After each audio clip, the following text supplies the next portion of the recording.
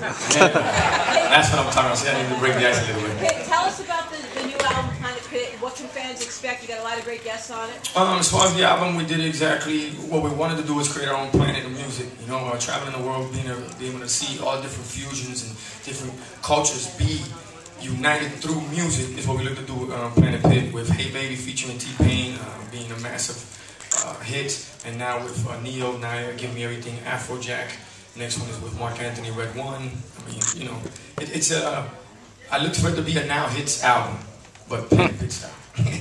And what was it like performing that song on stage with everybody there right with you?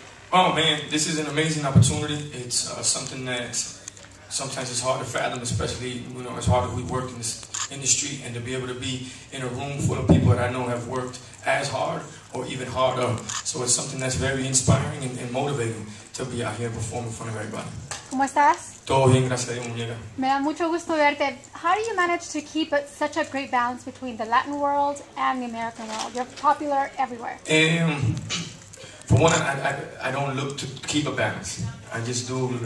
I was raised like this. I've been bilingual my whole life. First language was Spanish. Second, I learned from Sesame Street. So I learned English from Sesame Street. And I look at it, like I was saying before, music is the universal language. And what's happening right now is everybody in Latin America is listening to the top 40, and it's like everybody over here is trying to figure out what Latin America is listening to. It's weird, but it's a lot of fun. It's almost like a reverse osmosis. Don't ask me to spell that shit. Do you feel that you've been able to cross over from reggaeton to pop international music? I never done reggaeton. That's the thing, you know. We opened a lot of doors for the reggaeton acts when they came through. When I say we, Little John, Noriega, Fat Joe, myself, reggaeton was never something that I've never had reggaeton on my albums or nothing like that. It's a genre that came through and I felt connected to, for the simple fact that we're representing for the Latins. And the thing with that movement, it never mutated. It didn't find a way to fuse into everything else that was going on. You know, so I try not to categorize myself when it comes to music, and I just say, hey, I do music. Along those lines, you've worked with so many people. Is there still dream people to work with, collaborate with? There's people that I look forward to working with, and if you guys believe in the secret, let's just throw it out in the universe today. You know, Jay-Z, I look forward to Rihanna, Gaga, Katie, and then there's someone that I'm gonna have to work with through technology, which is gonna have to be Celia Cruz. You know, nice. It's a queen. You know, so I'll find a way to flip a record with her and make it a lot of fun and continue.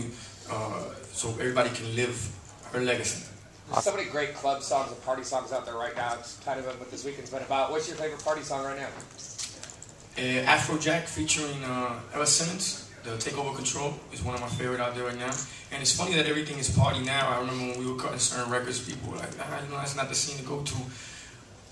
I think there's so much negativity in the world and so much, you know, if it's not the economy, the war, the immigration, the this, the that people want to go out and have a good time and escape for a little while. So I'm glad that music is back to having a good time, people looking sexy, and a lot of extracurricular activities. Last question. You were a huge part of Jennifer Lopez's song On the Floor, and that gave her her first top 10 hit in many years. What was it like to work with her, and what did that mean to you? No, Jennifer's a huge part of me being able to be on that song. So great opportunity from Jennifer Lopez. And she's someone that I definitely look up to, not only as an artist, but as a businesswoman. She is a business, she is a brand, she is an enterprise, and that's something that we look to do in the very near future.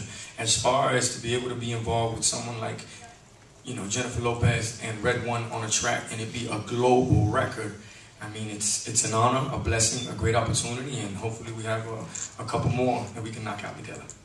You brought it at Wango Tango after the incident. But you see, that's why Jennifer Lopez is Jennifer Lopez, you know, because she was able to handle a crowd with no music.